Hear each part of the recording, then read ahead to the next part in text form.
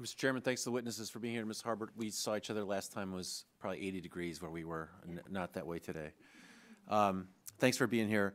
Just a couple observations. First of all, there's a lot to like about energy abundance for consumers, for manufacturing, and it's also, even if our friends to the north and the south, Mexico and Canada, even if we don't act like OPEC, it's still advantageous to have friendly countries to trade with for energy.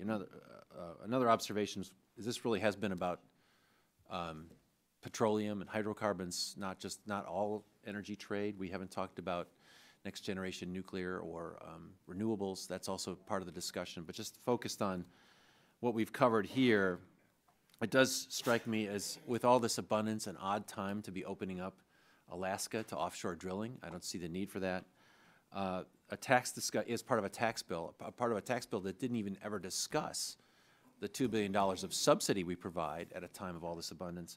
And then at the same time, we're talking about depleting the Strategic Petroleum Reserve at prices that almost couldn't be lower. It doesn't seem like it's very smart. I observe that as part of the context. And Ms. Harbert, I'm with you on regulatory reform and permitting reform. Actually, in my previous life, I represented a lot of clients who tried to get through government processes that could be very, very frustrating. I believe we can achieve high environmental standards with less drag on the economy. Would like to work with you on that. Along those lines, one thing I'd point out is what's happening around methane right now. I think I saw today that the American Petroleum Institute, and this is great news, started its own business partnership to deal with reducing VOCs and methane. They are probably observing what I'm observing, is that these rules are becoming politicized. And that's bad for business, because what's going to happen is you could get this back and forth. If the president wants to undo everything because it's got Obama's name on it, that's not good for business either. So I congratulate the American Petroleum Institute. I know the Chamber's interested in certainty. We can have good methane rules that protect us in the environment and are certain for business. I'd like to work with you on that. And I'm with you on NAFTA. For me in San Diego, one of the most important parts of our economy is our trade with Mexico. Our relationship with Mexico is very important to us. I'm a supporter of President Obama's TPP negotiations. Again, the business community seems united behind this. I can't speak for all the Democrats here, but I understand the need for dispute resolution that's free from some of the hometowning, particularly in developing nations. I think that makes a lot of sense. Maybe we should just rename it the Trump-Pacific Partnership and be on with it. Maybe get a vote on it that way.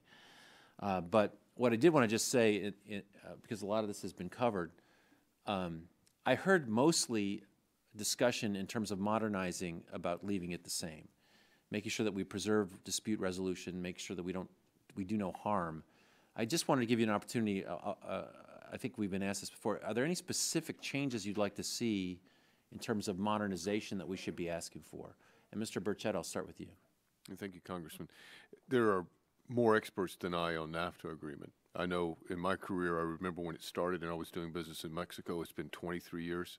So I would defer to the experts on NAFTA for the modernization, but it just seems to me that given the changes that's happened in the 23 years, given the shale gas revolution, given the high-tech things that we do now, like the refineries that were mentioned by Congressman Upton, which is ABB technology, and given the level of trade that I see with our 50 manufacturing plants and a nice footprint in Canada also of manufacturing and a nice footprint in Mexico, it seems time to modernize. Yep. Anything? I have a couple of very specific things. That a new NAFTA would ensure that the cross-border trade of crude oil, natural gas, and refined product wouldn't be subject to any quantitative measures or tariffs. Secondly, that we could more safely or more quickly develop safe cross-border interconnections of electricity and hydrocarbons. And lastly, there's two more. We really need to look at and prohibit local content rules that the industry could not meet, and we should take a hard look at some common standards and regulations, not all, where it makes sense in the energy sector, so we can more harmonize, which is a scary word to our friends in the North. They don't like that word, but we could find some commonality. Okay, that's very constructive. Dr. Krupnick, anything you want to add real briefly? No, I think this has been pretty well covered. Okay, I really appreciate I look forward to working with you to see if we can't say what's good and make it better. And Mr. Chairman, I yield back.